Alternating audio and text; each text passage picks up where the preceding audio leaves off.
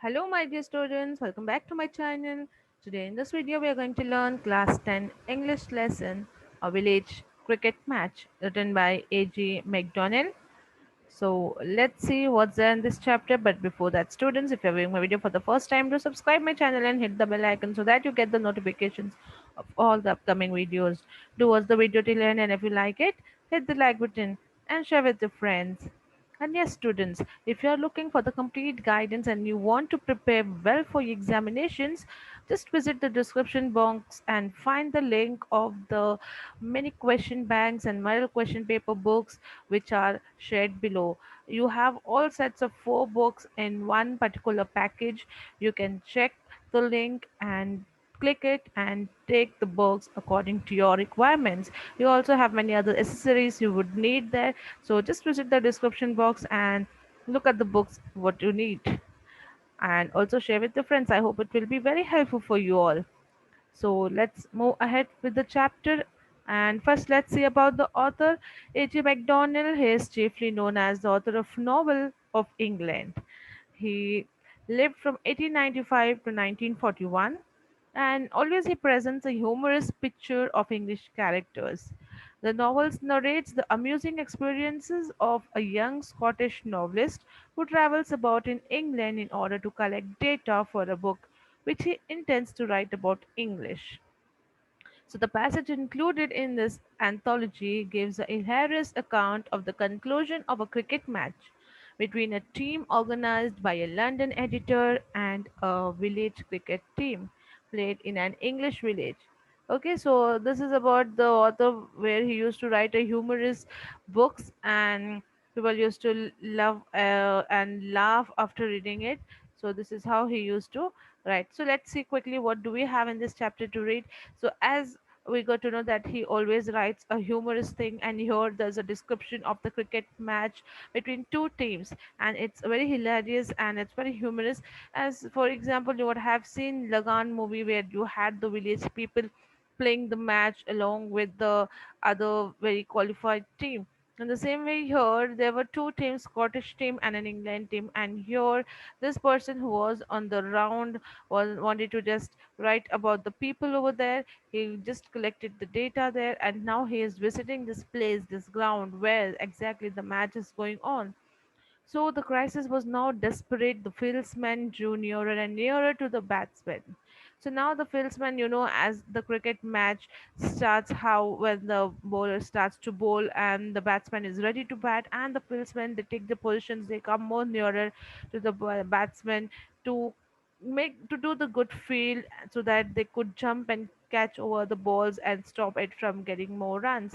So that was the same thing it was happening here, and here there were no qualified people or teams who were playing. There was a village team and there was an English team there. Now here there's lot of chaos and lot of disturbance going on in between, as this was a village match, and there was no such experienced team over here.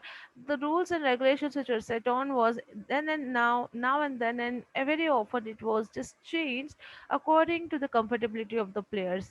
So how hilarious it would be if you just keep on changing the rules of the game. So here they describes the name Mr. Harcourt, and then there are many other people, Mr. Pollock, and who are just waiting and just starting with the match here. And these are no one trained in the field of match, but they are just government officials. They are some of the bakers. They are some of the sexton who's just working in the church, who rings the bell in the church during the services, and all these people are just standing there, and the scores were level. Now they have started the match, the scores were level of, on the level, like both were at the tie, both were having the same scores, and there were two wickets to fall, and there was complete silence there. The gaffers and the mixed victims, simultaneously of excitement and silently loud, hardly raised their pinpoints. Now there was complete silence because there was tie. It was all balanced. Both the teams were doing equally. Though they were not playing well, both laid on the same category, and for it was past 6 o'clock. It was like at the evening time, and the front door of the three or shoes was now as wide open officially as the back door had been unofficially all afternoon.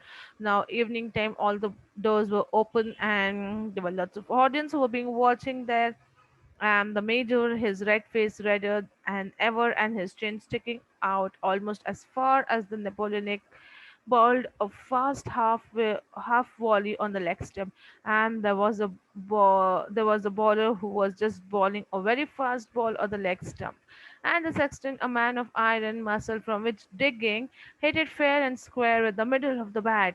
So there was a person. Sexton means a person who is in charge of the church, who does the service and the rings bell, or he also digs the graveyards. So he was the man who was at the batting position, and he was the batsman there, and he hit that fast coming ball in very fairly. He hit it and it went like a thunderbolt. It flashed like a thunderbolt and it went high above. And immediately behind him, so close, were the fieldsmen clustered. They were all fieldsmen who had just grouped, clustered, and standing there. And there was Boone, a person's name who was a fielder.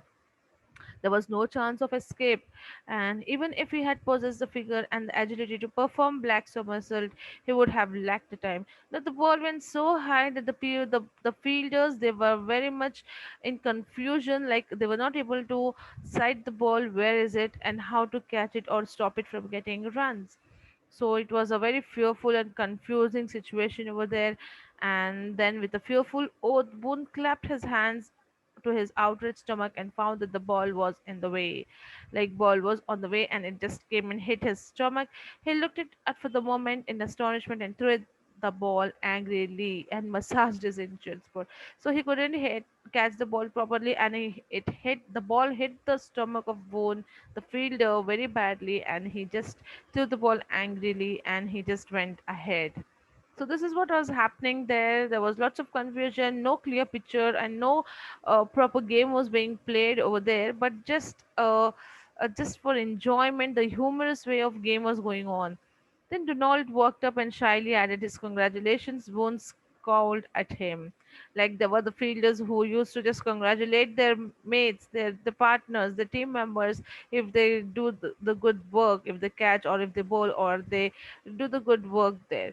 So he just scowled at him, and then this they had a blast and they laughed and they giggled there, and then they went ahead, and the scores were level, and there was a one wicket to fall. There was just one wicket remaining now, and the last man was the blacksmith. Now he was coming for the batting and leaning heavily upon the shoulder of the baker. Now this blacksmith who was coming to bat, he was leaning on the shoulder of a baker. Along with him, a baker was also coming, who was going to run for him. That means he was injured. He could not run. Blacksmith could not run, so he bought a runner for himself, and that runner was a baker. And he took guard and looked around savagely. He took his position and he's looking here and there, like where to aim his uh, ball and how is he going to hit the ball. And he was clearly still in great rage. And then he received the ball and he hit up straight in the air, and the ball went to the enormous height. It went to such a height that it became difficult to focus, like in that deep cloudless blue sky, that where exactly the ball is and where is going to fall, and how the fielders are going to position themselves below that so that they can catch it. So up and up it went, and then at the top it seemed to hang motionless in the air. Means it was not visible, as if it has been hanging over in the air. Then, like a heroic but forlorn battle against the chief invention of Sir Isaac Newton, and then it began its slow descent. So here they are, as if Sir Isaac Newton has given his laws and theory of gravitation and this and that, and everything was going on, and then the ball began to slow down. It came slowly down. Then, in meanwhile, the things were happening below on the terrestrial sphere. Now, what was happening down when the ball was at the great height? What happened down? Down, there were much confusion among the fielders. There were Joe, there was Bill, and there was many other two more fielders were just running here and there. Their eyes were on the ball, and they were just running, and they couldn't aim. They could not position the ball, where is it, and one is just calling out the name of the Bill, and the Bill is calling the name of the Joe, and there was such a confusion that they were just trying to aim the ball, they see the ball where exactly it is, they wanted to locate the ball, but the situation was so bad that they couldn't uh, like find out properly where it is. And this in itself would not have mattered if it had not been the fact that the blacksmith and the baker also very naturally ran. And so this was the situation here. The fielders were trying to aim and locate the ball, and there the baker and the blacksmith who were just running because they thought if they miss the ball they do not catch, so they at least they could get a run over there. So your blacksmith, he forgot his injury and he started naturally running. Along with him, the baker also started running. He also started shouting the other batsmen there, and there was lots of confusion in the pitch also. And they just started looking at the ball. Everybody's eye was on the ball, even the batsmen and the bowlers and the fielders, everybody. This batsman, they were just saying up on the sky near where the ball is, and this that the head was turned backside, and they just dashed among themselves and they fall down, each of them again. And this was the situation here. On the other way hand, there the bowlers and the fielders were also just aiming, and the ball somehow came there, and they were they even they hit each other because even their eyes were on the ball above. They hit each other, and the third person over there, he picked up the ball and threw near the batsman. Now here near the pitch, batsmen, they were in again confusion. All the three runners on the pitch were at the one side of the stump, and they got to know the mistake, and again they started running towards the other side. So all the three again they started to run towards the other side, and there was a lots of confusion, and it was a humorous way, and which was going on. And this time they were not lucky enough, and the fielders and the bowlers were able to hit the stump, and they had lost their wicket. So this is how the match was going on, and it was like so confusing and so hilarious match which was going on. In the meantime, there was one professor of ballistics who would try to do his own calculations about where is the ball, how many, what is the calculation of angles, velocities, density of the air, and all his knowledge he was just using there and applying there, and he was just telling how the ball is going to arrive, and he had said just arrive at some conclusion with the photography and all these things. So a moment later, Bobby Southcott came racing up and tripped over the recumbent Donald and was shot head first into Abraham-like possum of Boone. Now here there was lots of confusion, and this is how the match was going on. And again there was a person who was just hit by two other fielders over there, and there was mess up in the field. And like there was no serious kind of match going on. It was totally you can say a humorous kind of match going on. And the last ball came down, and to Mr. Hodge, it seemed a long time before the invention of Sir Isaac Newton finally triumphed. And so, again, they are using all the scientific calculations and this and that, but but at the last, it was a humorous kind of match which went on there, and the match became a tie. Both of the team was playing at the same pace. They had the same kind of performance because nobody was trained over here in either of the team. They were just the normal person. They were just playing for the sake of enjoyment.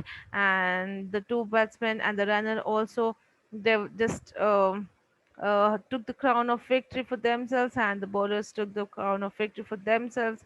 And this is how the match got over. And their effort was in vain. These runners, they had put all the efforts, the bowlers had put all their efforts, but nothing happened. The conclusion was that the match was tie. And both the teams, after spending the time in the field, they went the three horseshoes, and they made a speech in Italian about the glories of England, and afterwards they fell asleep. This is how they end up with their weekend party. Actually, this was a weekend party, and weekend days when they wanted to enjoy it. So they had this humorous kind of match, a village cricket match which was going on. So there's nothing about the seriousness, like everything is hilarious, everything is humorous. There's lots of confusion, lots of problems, and problems in the sense funny problems which they are creating by themselves, and this is how the whole match goes on. So this is what the lesson about a humorous cricket match which was going on between the two teams who are not trained at all, and this is how they enjoyed their weekend party. So here we come to an end with the lesson, and if you like the video, do hit the like button and share with your friends, and do visit the description box for the books which are the links which are provided for the books, which will be very helpful for you. Till and stay tuned. We'll be back soon with more such videos. Till then, take care and stay safe. Thank you.